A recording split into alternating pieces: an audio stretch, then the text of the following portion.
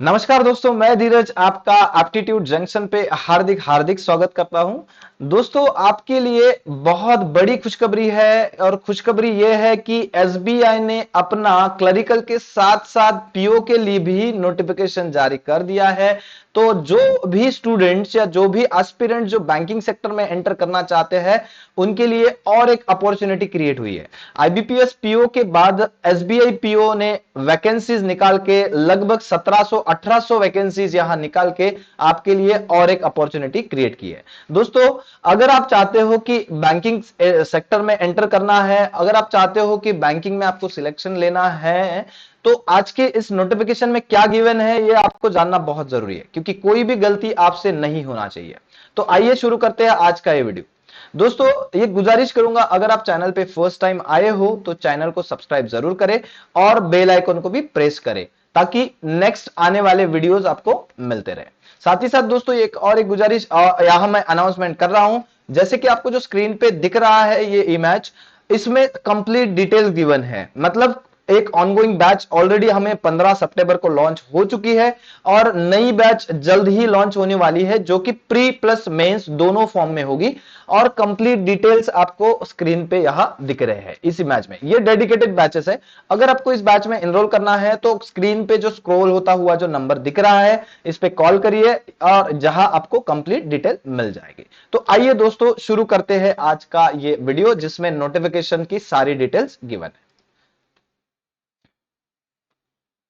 जैसे कि दोस्तों आपको स्क्रीन पे दिख रहा है, यह है एसबीआई ने जारी किया हुआ ऑफिशियल नोटिफिकेशन और इसमें कंप्लीट डिटेल है। तो मैं खुद को हाइड कर दे। सबसे पहले जो इंपॉर्टेंट पॉइंट होता है वो होते हैं डेट्स, कि कहां तक आप एप्लीकेशन कर सकते हो। तो ऑनलाइन रजिस्ट्रेशन जो आज से स्टार्ट हो चुका है 22/9 से, यानी और लास्ट डेट है जो है 22 तारीख को, 12/10 को। पेमेंट्स की भी यहां डेट्स दी है। हमें इंपॉर्टेंट चीज है वो है फेज 1, मतलब एग्जामिनेशन कब होगी। तो 17, 18, 19, 20 दिसंबर 2022 को ये टेंटेटिव शेड्यूल आपके पास है। ठीक है, तो आपके पास अच्छा खासा टाइम है। ये सितंबर मंथ चल रहा है। सितंबर के बाद सितंबर के बाद सितंबर, अक्टूबर, नवंबर एंड दिसंबर, लगभग 3-3.5 महीने का आपके पास स्पैन है। तो अच्छा खासा टाइम है। अभी भी आपने प्रिपरेशन स्टार्ट कर दी तो आप एग्जाम लेवल तक पहुंच सकते हो, अगर डेडिकेशन से पढ़ाई करोगे तो उससे रिगार्डिंग जो भी मैंने स्क्रीन पे आपको नंबर दिखाया था, इसके लिए एक डेडिकेटेड बैच हम ऑलरेडी ऑनगोइंग तो है ही, लेकिन एक फ्रेश बैच बहुत ही जल्द लॉन्च होगी, जो कि एसबीआई पीओ डेडिकेटेड रहेगी। तो उस पर आपको अगर एनरोल करना है तो आप जा सकते। चलो, तो डेट दिसंबर में होगी। अगर रिजल्ट की बात करेंगे तो दिसंबर या जनवरी के फर्स्ट वीक तक आपका रिजल्ट आ जाएगा और फिर मेंस का कॉल लेटर आउट हो जाएगा। उसके बाद फेज 2 की बात करें तो जनवरी फरवरी में होगा और रिजल्ट मेंस का यहां आ जाएगा। तो उसके बाद आप देखो, फेज 3 का भी डेट आपको दिया है फरवरी और मार्च 23, जो कि साइकोमेट्रिक टेस्ट होता है, जिसे हम पर्सनल एक टेस्ट किया जाता है एसबीआई की तरफ से, वो होगा। और इंटरव्यू एंड जीडी का जो है फरवरी या मार्च के ही मंथ में ये दोनों हो जाएंगे। और फाइनल रिजल्ट आपका मार्च तक 2023 तक आ जाएगा। मतलब आपके हाथ में एक अलॉटमेंट लेटर होगा। दोस्तों, प्री आप अगर पर्टिकुलर कैटेगरी से बिलोंग करते हो तो आपके लिए प्री एग्जामिनेशन ट्रेनिंग सेंटर्स भी होता है या ट्रेनिंग होता है, तो उसका भी आपको यहां डिटेल्स गिवन है। खास इंपॉर्टेंट बात है दोस्तों, वो है वैकेंसीज। वैकेंसीज की अगर बात करें तो बहुत ही इंपॉर्टेंट पॉइंट है, क्योंकि वैकेंसीज के बेसिस पे ही सब कुछ होता है, जो कि कट ऑफ और कट ऑफ जो डिसाइड होता है number of vacancies and paper की लेवल ऑफ डिफिकल्टीज। तो आप देखेंगे यहां, मैं सेक्शन वाइज यहां हाईलाइट नहीं करता हूं, मैं टोटल पे फोकस करता हूं। तो देखो, 1600 एंड रेगुलर वैकेंसीज है और 73 जो है वो बैकलॉग है, और बाकी वीआई वगैरह के मिला के ऐसे 1700 लगभग वैकेंसी, 17 प्लस वैकेंसीज यहां हो जाती है। तो दोस्तों आगे चलते हैं। इंपॉर्टेंट वो है इलिजिबिलिटी क्राइटेरिया, मतलब कौन इलिजिबल है ना। इंपॉर्टेंट पॉइंट है कि कौन इलिजिबल है। तो इलिजिबिलिटी क्राइटेरिया की अगर हम बात करें तो यहां मेंशन किया गया है कि एनी ग्रेजुएट पर्सन, ना कोई परसेंटेज का क्राइटेरिया है ना ही डिग्री का, any graduate can apply here. बस एक शर्त है कि फाइनल ईयर स्टूडेंट जो कि ग्रेजुएशन के फाइनल ईयर में है, उसका जब मेंस का होगा या फिर ग्रेजुएशन एग्जामिनेशन बिफोर 31/12/2022, मतलब इसके पहले उसकी डिग्री फाइनल होना चाहिए। अभी आप अपीयर हो, रिजल्ट वेटिंग है, तो भी आप अप्लाई कर सकते हो। चलो उसके बाद का इंपॉर्टेंट पॉइंट है वो है एज लिमिट। एज लिमिट जो है बच्चों क्या है, मिनिमम आपकी 21 होना चाहिए और मैक्सिमम 30 इयर्स की होनी चाहिए। और इसमें लेकिन रिलैक्सेशन आपको मिलता है, आप अगर पर्टिकुलर कैटेगरी से या फिर कुछ रिजर्वेशन से आते हो तो आपको मिलता है। 5 साल का है वो है SC ST के लिए, ओबीसी नॉन क्रिमिलियर जो है उसके लिए 3 साल का है, पीडब्ल्यूडी अगर आप होते हो मतलब फिजिकली चैलेंज या डिसेबल होते हो तो 15 साल का, 13 साल का और 10 साल का, वो अलग अलग क्राइटेरियाज के लिए, अलग अलग क्राइटेरियाज के लिए है। उसके बाद आप देखेंगे उसके लिए हम उसके लिए भी और कुछ क्राइटेरिया है जो 5 साल का है। उसके बाद ये आपको जो डिसेबल्स पर्सन है उसके बारे में इंफॉर्मेशन है। आप अगर आप पर्टिकुलर कैटेगरी से आते हो जो फिजिकली चैलेंज है तो आप डिटेल में पढ़ना है, स्क्राइब से रिलेटेड सारी इंफॉर्मेशन यहाँ दी हुई है, तो स्क्राइब के बारे में भी आपको पढ़ना है दोस्तों। यहाँ सब कुछ दिया है तो आप थोड़ा सा पढ़ लेना उसे, मैं उसको हाईलाइट नहीं करता हूँ।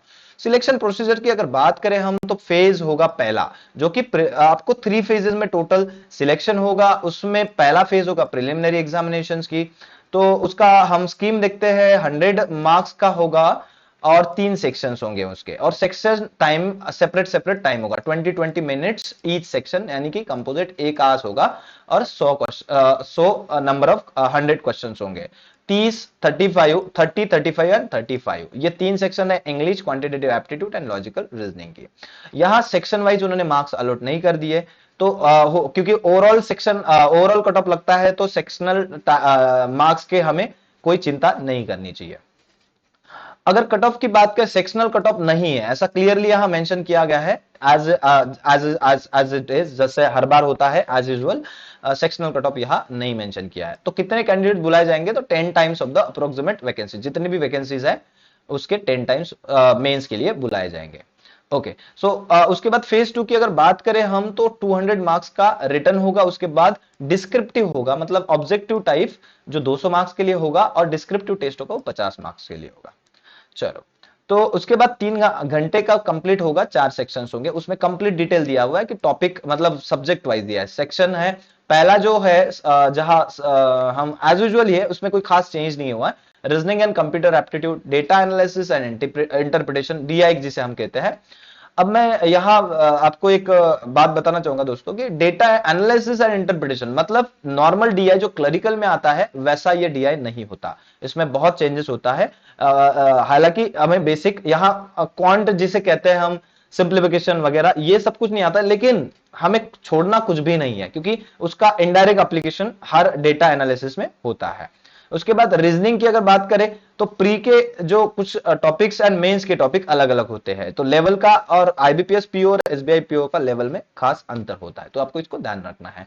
जनरल इकोनॉमी और बैंकिंग अवेयरनेस ये सारे यहाँ अलग होता है, थोड़ा क्लरिकल से डीप होता है। डीप आपको इकोनॉमी से रिलेटेड थोड़े डीप कॉन्सेप्ट पूछे जाएंगे, बैंकिंग अवेयरनेस से थोड़े से डीप क्वेश्चन पूछे जाएंगे, और इंग्लिश लैंग्वेज की अगर बात करें तो ये भी थोड़ा सा लेवल का रहेगा, तो कोई बात नहीं। यहां मार्क्स के नंबर ऑफ क्वेश्चन की बात करें तो 40, 30, 50, 35 ऐसे करके 155 होगा, और मैक्सिमम मार्क्स की अगर बात करें तो 200 होगा। सेक्शन वाइज आप यहां देख सकते हो, और सेक्शंस होगा अलग अलग, मतलब सेपरेटली टाइम्ड होगा, किसी को 50 मिनट, 45 मिनट, 45 मिनट और 3 घंटे का ये एग्जाम होगा। उसके बाद डिस्क्रिप्टिव जो होगा वो 30 मिनट्स का अलग से होगा, और उसके लिए 50 मार्क्स दिए जाएंगे, और ऐसे आपको 2 ऐसे एंड मतलब एक लेटर एंड एक ऐसे लिखना पड़ेगा, और ग्रैंड टोटल 250 मार्क्स का, तो ये आपको ध्यान रखना है। पेनल्टी जो होगी 1/4 होगी, रॉन्ग होगी ये ध्यान रखना है, तो एक्यूरेसी पे बिल्कुल फोकस करिए, प्री में भी होगा, मेंस में भी होगा।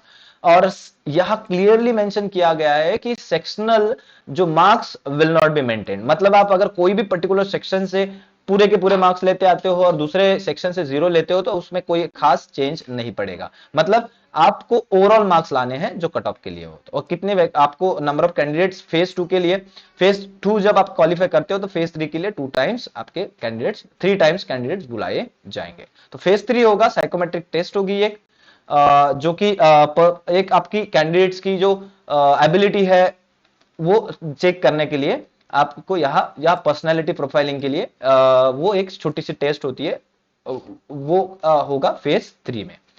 तो फेज इज कंप्राइज ऑफ, वहां पे दिया है ग्रुप एक्सरसाइज जो होगी 20 और इंटरव्यू 30 मार्क का होगा, और ग्रैंड टोटल 50 मार्क का होगा।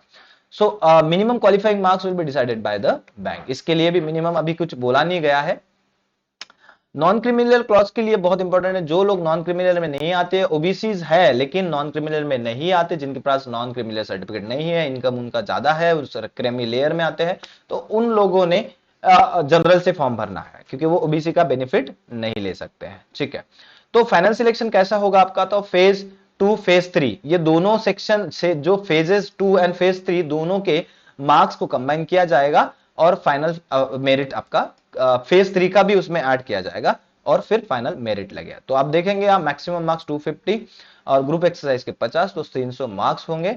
और नॉर्मलाइजेशन उसका क्या हो जाएगा, नॉर्मलाइजेशन यहां दिया जाएगा, फाइनल जो आपका रिजल्ट लगेगा वो परसेंटेज फॉर्म में लगेगा, मतलब 100 बेस 100 पे वो कन्वर्ट किया जाएगा, ऐसा क्लियरली मेंशन है। रिजल्ट डिक्लेरेशन की बात करें तो बैंक के ऑफिशियल वेबसाइट पे होगा। एग्जामिनेशन सेंटर्स आप यहां देख लेना कौन से हैं, लेकिन भरते समय बहुत केयरफुली भरना है कि एग्जामिनेशन सेंटर जब भी आप भरोगे तो थोड़ा केयरफुली भरना है, क्योंकि बाद में आपको अगर पर्टिकुलर चेंज करना है तो चेंजेस का कोई ऑप्शन नहीं होता है। सैलरी की बात करें, क्योंकि बहुत इंपॉर्टेंट फैक्टर्स होता है जो कि मोटिवेट करता है मैक्सिमम स्टूडेंट्स को, वो होता है सैलरी एंड पर्क्स। तो आपको देखेंगे आपका बेसिक जो होता है लगभग 41,000 का है, और उसके बाद आप सारे डीए वगैरह सारी फैसिलिटीज या पर्क्स पकड़ के आपके उसमें इंक्लूड कर दो मैं तो 63,000 के लगभग सैलरी होगी। तो ये बच्ची सैलरी है, एक फ्रेशर है उसके लिए बहुत बड़ी अपॉर्चुनिटी, इतनी बड़ी सैलरी पा लेना। आपका ट्रेनिंग पीरियड भी होगा, ट्रेनिंग के दौरान क्या बोला है यहाँ पे, बॉन्ड भी होगा, आपको एक बॉन्ड साइन करना पड़ेगा 2 लाख का, और ये एश्योरिटी के तौर पे होता है। तो खास on the joining the candidate designated probationary officer में प्रोबेशन फॉर 2 years। तो प्रोबेशन पीरियड आपका जो होगा वो होगा 2 साल का दोस्तों। तो कोई बात बड़ी नहीं है कि आप बॉन्ड अगर साइन करते हो 2 लाख का, तो कोई बड़ी बात नहीं है, क्योंकि ये बैंक के एश्योरिटी के लिए होता है, क्योंकि आपके ऊपर बैंक खर्चा करती है, एक्सपेंसेस करती है, तो आप बीच में अगर उसके पहले अगर छोड़ के जाते हो तो बैंक का एक नुकसान होता है। तो इसलिए अब फीस की बात करें तो फीस जो है अदर देन SC ST बाकी लोगों के सबके लिए 750 होगा, SC ST एंड PWDs के लिए कोई फीस नहीं है। तो प्री एग्जामिनेशन ट्रेनिंग जो बैंक की तरफ से प्रोवाइड किया जाता है, तो उसका भी एक पहले ही से आपको नोटिफिकेशन आता है, आप उसका कॉल लेटर उसकी बेनिफिट्स ले सकते हो। अब खास इंपॉर्टेंट बात है वो है नंबर ऑफ अटेम्प्ट्स, वो है number of attempts. Number of attempts की अगर बात करें तो कितने नंबर ऑफ अटेम्प्ट्स है दोस्तों, यहां देखेंगे हम maximum permissible number of attempts जो है वो है ईडब्ल्यूएस जनरल के लिए 4 है, जनरल और ईडब्ल्यूएस, लेकिन पीडब्ल्यूडी वगैरह उसके लिए 7 है, ओबीसी के लिए 7 है, ओबीसी पीडब्ल्यूडी वगैरह उनको भी 7 है।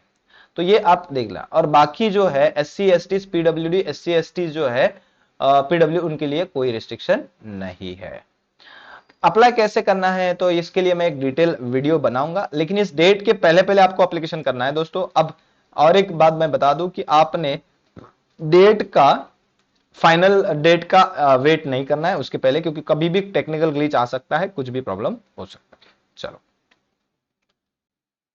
और कुछ खास है मैं देख लेता हूं यहां, और फिर उसके बाद हम वीडियो को एंड करें। हाँ, प्रूफ ऑफ आइडेंटिटी की जो बात करें तो बहुत इंपॉर्टेंट पॉइंट है, जब भी आप सेंटर पे जाते हो तो आपको एक वैलिड आइडेंटिटी या फिर जो आईडी प्रूफ होता है वो लेके जाना है, जिसमें आपने जो एप्लीकेशन किया है और उस आईडी में एग्जैक्ट मैच होना चाहिए, कोई भी स्पेलिंग एरर ना हो, कोई भी उसमें चेंजेस ना हो, ताकि आपका सिलेक्शन ना रुके, क्योंकि फाइनल आप अगर हो जाते हो तो रिजेक्शन के चांसेस बन सकते हैं। तो उसमें क्या क्या दिया है तो आप पढ़ लेना, डिटेल में दिया हुआ है क्या चल सकता है और क्या नहीं चल सकता है। उसके बाद कॉल लेटर, जो आपका कॉल लेटर होगा प्री का, वो एग्जाम सेंटर पे कलेक्ट नहीं किया जाएगा। क्यों नहीं किया जाएगा, वो क्योंकि वो मेंस के टाइम आपको वो बोलते हैं कि आप अगर प्री क्वालिफाई करते हो तो मेंस के समय आपको वही कॉल लेटर वेरीफाइड वाला सेंटर पे लाना है, और जब आप सेंटर पे लाओगे तो वो विदाउट दैट आपको वो एंटर नहीं करने देंगे। उसके लिए इसके लिए आपको वो प्री का जो कॉल लेटर है आपको बहुत अच्छे से संभाल के रखना है टिल द मेंस। तो दोस्तों ये था आज का नोटिफिकेशन, होपफुली आपको ये पसंद आया होगा, बहुत जानकारी दी हुई है तो आप इसको पढ़ लेना।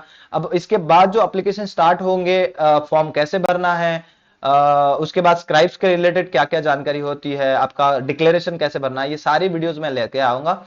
अगर दोस्तों आपको वीडियो पसंद आता है तो चैनल को सब्सक्राइब जरूर करिए। बैंक से बैच से रिगार्डिंग कोई भी इंफॉर्मेशन अगर चाहिए तो इस स्क्रीन पे आप फोन कर सकते हो, जो भी डिटेल्स है वो मिल जाएगी। अगर वीडियो पसंद आता है तो लाइक जरूर करिए और दोस्तों के साथ भी शेयर करिए। Thank you very much for watching the video.